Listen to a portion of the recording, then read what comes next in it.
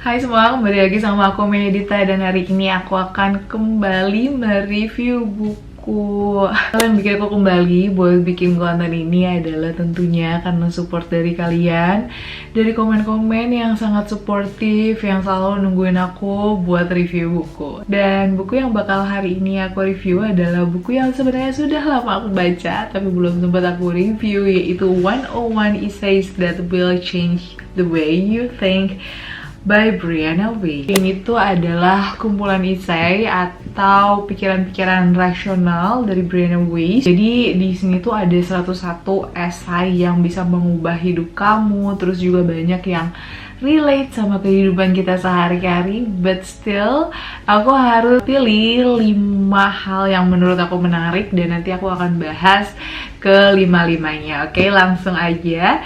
Dari yang pertama adalah mengenai social intelligent person. Jadi social intelligent person itu adalah orang yang cerdas secara emosional, itu memiliki 16 sign. Yang pertama, mereka tidak berusaha untuk mendapatkan pengakuan secara emosional dari siapapun. Jika orang socially intelligent berbicara dengan orang lain, mereka tidak butuh pengakuan.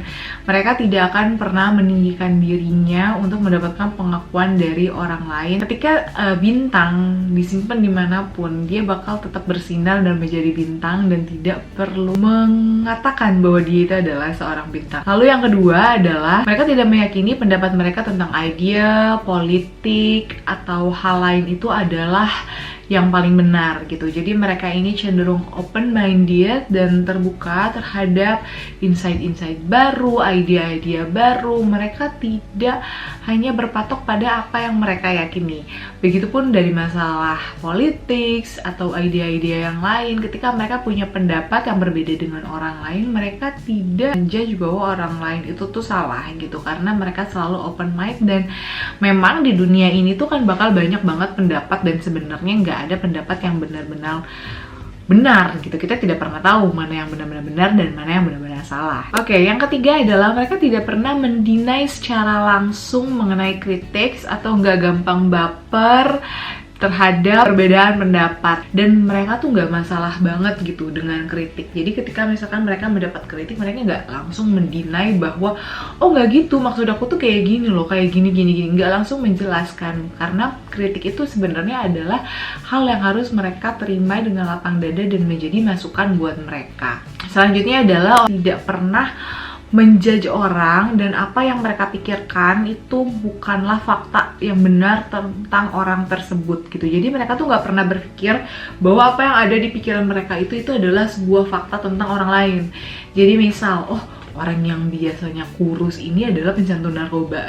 Karena realnya tidak semua orang yang kurus itu adalah pencandu narkoba. Jadi orang yang cerdas secara emosional itu mereka tidak akan ngejudge seperti itu. Mereka tidak akan berpikir apa yang ada di pikiran mereka itu adalah sebuah fakta yang benar, karena belum ada buktinya juga. Dan itu tuh adalah hal yang relatif, tidak semua orang tuh sifatnya tuh seperti itu. Dia tidak pernah ngejudge orang lain dari apa yang orang lain tersebut gunakan, dari apa yang orang gunakan. Karena balik lagi ya, orang mau pakai apa itu tuh sebenarnya tidak benar-benar mencerminkan dirinya mereka gitu. Belum tentu orang yang misalkan pakai baju yang sederhana, compang-camping itu lebih miskin daripada orang yang pakai baju branded. Belum tentu, karena kita tidak pernah benar-benar tahu isi rekening orang, kita tidak pernah benar-benar tahu isi pikiran orang, isi hati orang gitu ya. Selanjutnya, orang yang cerdas secara emosional juga mereka itu selalu berbicara secara tepat. Jadi mereka itu biasanya, coba kamu lihat deh ya, orang-orang yang beneran pintar itu biasanya tuh cenderung pendiam, gak terlalu banyak ngomong, karena mereka itu banyak berpikir. Mereka itu selalu berpikir setiap ngomong. Makanya ketika mereka berbicara tuh ya mereka tuh tepat gitu, dan kita tuh kayak pengen ngedengerin gitu loh isi omongannya, karena isi omongannya tuh ya tepat gitu. Itu selalu memvalidasi others people feeling. Jadi memang wajar ya kalau misalkan orang lain itu lagi ngerasa sedih, lagi ngerasa marah, lagi ngerasa capek, and that's okay. Dan mereka juga selalu memvalidasi kalau misalkan ada temennya yang curhat, kayak gue capek deh. Iya, kamu capek, and that's okay. Yang terakhir adalah sepintar apapun orang pintar ya, termasuk orang yang cerdas secara emosional, itu tidak akan pernah memberitahu kebodohan orang lain. misal orang tersebut itu salah ngomong di depan orang terus dia langsung mengkoreksi, bukan, yang bener tuh adalah ini loh, bukan, yang bener tuh adalah gini loh. Enggak, karena apa? Karena orang yang cerdas secara emosional tuh dia tahu rasanya gimana dikoreksi di depan umum. Terus juga mereka juga tahu bahwa kesalahan itu adalah part of learning, so there's nothing wrong with failure ya. Jadi kalaupun misalkan salah ya nggak apa-apa. Jadi mereka nggak langsung ngejudge orang, nggak langsung kayak ngekoreksi dan ngasih tahu kebodohan orang lain tuh di mana, kayak gitu. Hal selanjutnya, hal yang kedua yang aku dapatkan dari buku ini itu adalah mengenai perasaan yang kita rasakan adalah sinyal untuk diri kita sendiri. Jadi ketika kita ngerasa sedih, itu adalah sinyal buat diri kita tuh harus sedih. So we need to embrace our feeling. So that's okay. If sometimes we're angry, sometimes we're sad, sometimes we're happy, that's a normal and that's a signal from ourself to ourself. Jadi kita harus embrace itu dan emang kita tuh harus normalnya merasakan itu. Jadi ketika kita ngerasa kok gue tiba-tiba sedih ya, gue tiba-tiba pengen nangis gitu, that's okay, take your time. Karena memang itu adalah waktu dimana diri kamu itu butuh release the feeling, dibandingkan kamu nahan-nahan feeling.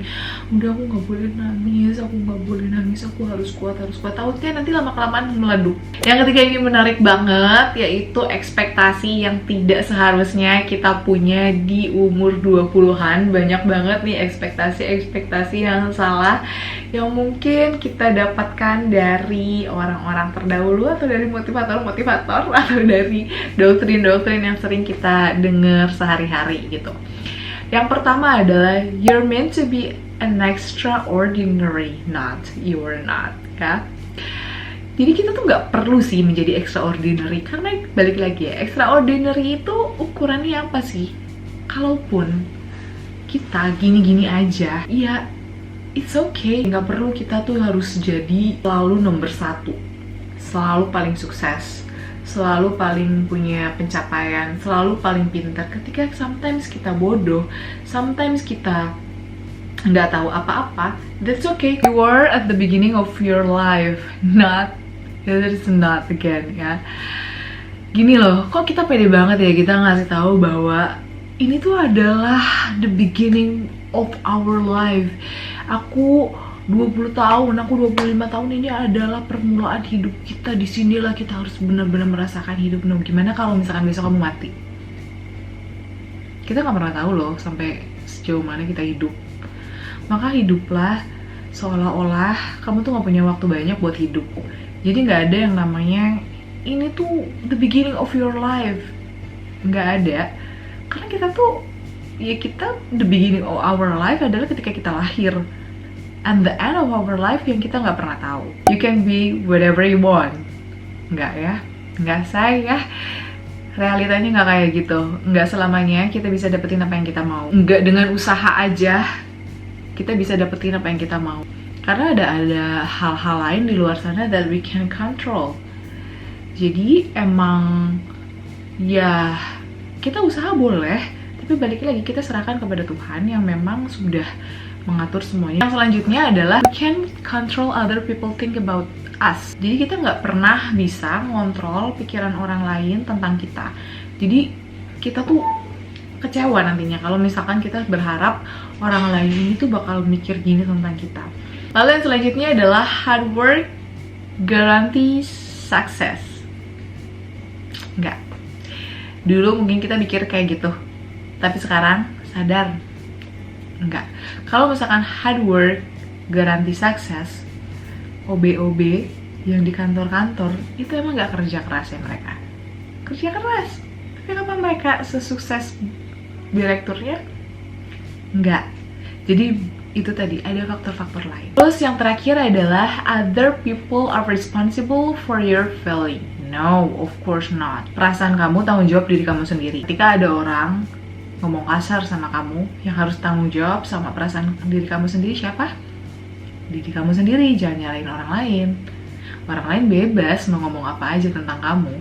tapi yang harus kamu kontrol ya diri kamu sendiri. Kenapa sih kita itu harus berterima kasih kepada orang-orang yang sudah menyakiti kita? Banyak banget alasannya, cuman aku pilih beberapa. Oke. Yang pertama adalah kamu tuh harus bersyukur. Kenapa? Karena orang yang paling benci sama diri kamu sendiri itu adalah biasanya orang yang paling sayang sama kamu, orang yang paling cinta sama kamu. Kan ada istilah haters itu adalah fans yang tertunda.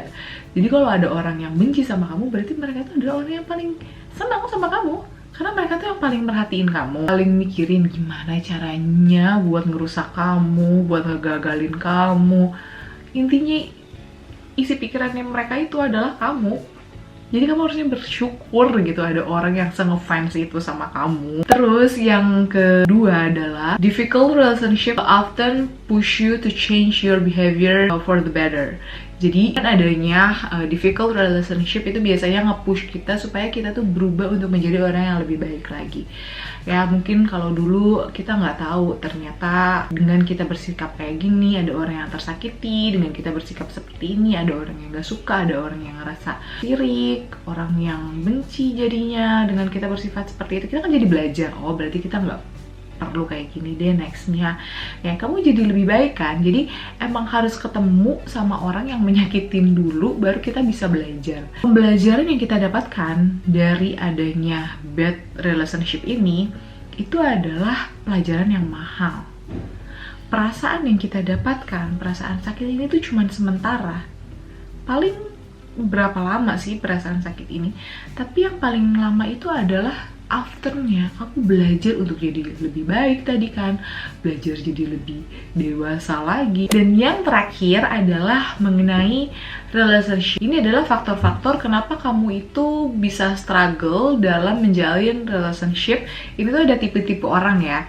Yang pertama itu adalah orang yang secure. Dia ini tuh secure ya, dia tuh mendapat kasih sayang yang full dari keluarganya, tapi biasanya dia tetap nih struggling di relationship. Kenapa? Karena biasanya kalau orang yang secure itu, karena dia tuh terbiasa hidup nyaman.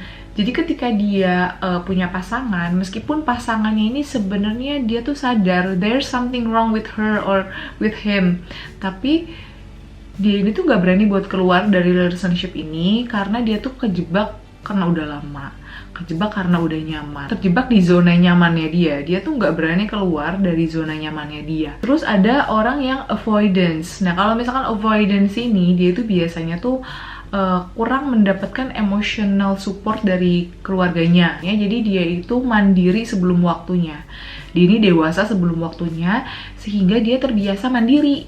Jadi dia itu nggak biasa nih minta tolong sama orang, terus dia tuh nggak biasa express their feeling. Kayak menurut dia kalau misalkan dia kelihatan sedih di depan orang tuh ini salah, ketika dia mau minta bantuan ke orang tuh ini salah. Jadi dia itu akan bisa menerima kekurangan pasangannya, tapi dia nggak bisa loh menerima kekurangan dirinya sendiri. Dan dia bakal ngerasa bersalah banget kalau dia menemukan kesalahan di dirinya gitu dibandingkan di orang lain. Nah terus ada juga tipe anxious. Nah kalau yang anxious ini, dia tuh menerima ketidakpastian gitu dari orang tuanya tuh. Jadi kadang orang tuanya tuh support, kadang enggak gitu ya.